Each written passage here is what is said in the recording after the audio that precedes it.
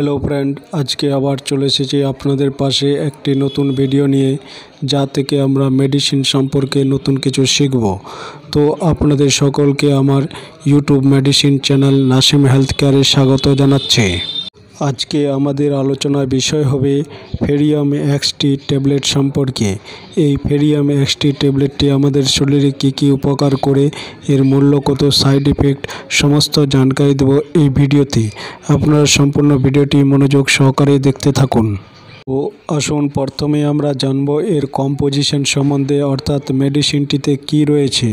এর মধ্যে রয়েছে ফেরোস এসক্রোবেট 100 mg এবং ফলিক অ্যাসিড 1.5 mg। আর এর মার্কেটিং প্রাইস মূল্য প্রায় 300 টাকা, তবে মূল্য কম বা বেশি হতে পারে।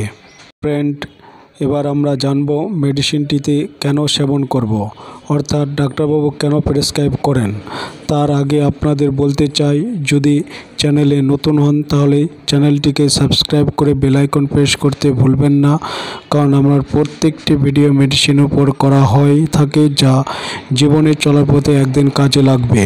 তো ফ্রেন্ড, আর দেরি না করে এবার জেনে নেওয়া যাক এর কাজ কি। শরীরে রক্তস্বল্পতা বা অ্যানিমিয়া দেখা দিলে, অর্থাৎ হিমোগ্লোবিনের পরিমাণ কমে গেলে, তখন ডাক্তারবাবু টেস্ট করিয়ে রিপোর্ট অনুযায়ী এই ট্যাবলেটটির সেবনের পরামর্শ দিয়ে থাকেন।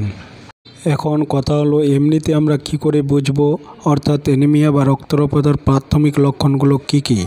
প্রথমে সর্বদা ক্লান্তি ভাব, শরীর দুর্বল, সবসময় শুয়ে বসে থাকতে ভালো লাগে। দ্বিতীয়ত হাতে পায়ে আঙ্গুলে ঝিঝি লাগা, অবশ হয়ে যাওয়া, অসারতা অনুভব করা।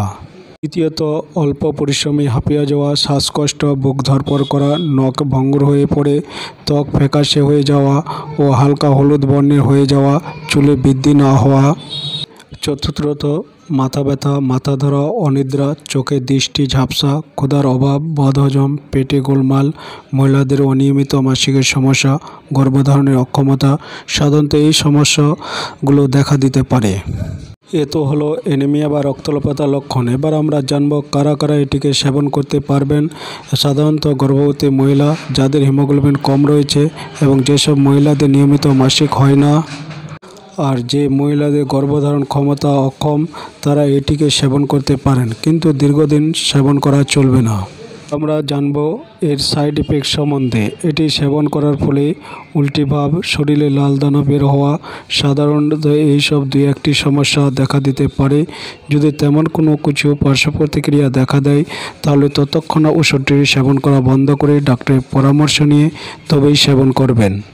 তো ফ্রেন্ড, এবার আমরা জেনে নেব এর ডোজের সম্বন্ধে। সাধারণত রোগীর অবস্থার উপর ডোজের পার্থক্য হতে পারে, তবে সাধারণত এটি নর্মাল পেশেন্টের জন্য দিনে একবার সেবনের পরামর্শ দিয়ে থাকেন।